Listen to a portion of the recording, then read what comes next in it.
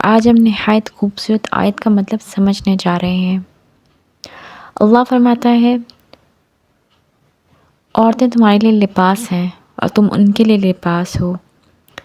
یہ آیت شوہر اور بیوی کے رشتے کی وضاحت نہیں کرتی بلکہ ایک مکمل زندگی گزارنے کا طریقہ بتاتی ہے۔ لباس 3 کام کرتا ہے: چھپاتا ہے، حفاظت کرتا ہے اور زینت بڑھاتا ہے۔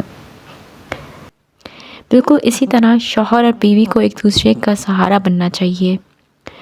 لباس چھپاتا ہے، جیسے کپڑا جسم کے عیب چھپاتا ہے، ویسے ہی میاں بیوی کو ایک دوسرے کی غلطیاں چھپانی چاہیے، نہ کہ دوسروں کے سامنے بیان کرنی چاہیے۔ کئی عورتیں یا مرد غصے میں آ کر یا احساس برتری میں آ کر اپنے شریک حیات کی باتیں دوسروں کو بتاتے ہیں۔ یہ نہ صرف گناہ ہے بلکہ رشتے کی بے ادبی ہے۔ لباس حفاظت دیتا ہے۔ جس طرح کپڑا جسم کو سردی اور گرمی سے بچاتا ہے، ویسے بیوی شوہر کے گھر کی عزت سنبھالے اور شوہر بیوی کا مان رکھے۔ کسی تیسرے کو دخل اندازی یا انٹرفیئرنس نہیں کرنے دینی چاہیے۔ پیاری بہنوں، اگر شوہر کبھی کسی بات پر سختی کر بھی لے تو صبر کریں، لیکن یاد رکھیں کہ شوہر کی برائی میکیں یا اپنی سہیلیوں سے کبھی نہیں کرنی، کیونکہ عورت اپنے شوہر کی خامیاں جب دوسروں کو سناتی ہے تو وہ لوگ دل میں اس مرد کی عزت کھو دیتے ہیں، اور یہی بات ہے کہ بعد میں شوہر اور بیوی کے درمیان فاصلہ ڈال دیتی ہے۔ اور اس سے بھی بڑھ کر کبھی شوہر کو اس کے والدین یا بہن بھائیوں سے بدگمان نہ کریں۔ یہ بہت بڑا گناہ ہے کہ کوئی عورت شوہر کے خلاف زہر بھر دے۔ پیاری بہنوں، اگر شوہر کبھی کسی بات پر سختی کر بھی لے تو صبر کریں، لیکن یاد رکھیں شوہر کی برائی میکے میں یا صہیونیوں کے ساتھ نہ کریں، کیونکہ عورت اپنے شوہر کی خامیاں جب دوسروں کو بیان کرتی ہے یا سناتی ہے تو وہ لوگ دل میں اس مرد کی عزت کھو دیتے ہیں، اور یہی بات ہے کہ بعد میں شوہر اور بیوی کے درمیان فاصلے بڑھ جاتے ہیں۔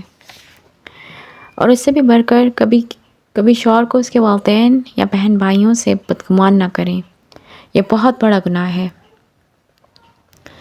کہ کوئی عورت شوہر کے دل میں اس کے خون کے رشتوں کے خلاف زہر بھر دے۔ پیاری بہنوں، اگر شوہر کبھی کسی بات پر سختی کر بھی لے تو صبر کریں، لیکن یاد رکھیں شوہر کی برائی میکیں یا صہیونیوں سے نہیں کرنی، کیونکہ عورت اپنے شوہر کی خامیاں جب دوسروں کو بیان کرتی ہے یا سناتی ہے تو وہ لوگ دل میں اس مرد کی عزت کھو دیتے ہیں، اور یہی بات بعد میں شوہر اور بیوی کے درمیان فاصلہ ڈال دیتی ہے۔ اور اس سے بھی بڑھ کر کبھی شوہر کو اس کے والدین یا بہن بھائیوں سے بدگمان نہ کریں۔ یہ بہت بڑا گناہ ہے کہ کوئی عورت شوہر کے دل میں اس کے خون کے رشتوں کے خلاف زہر بھر دے۔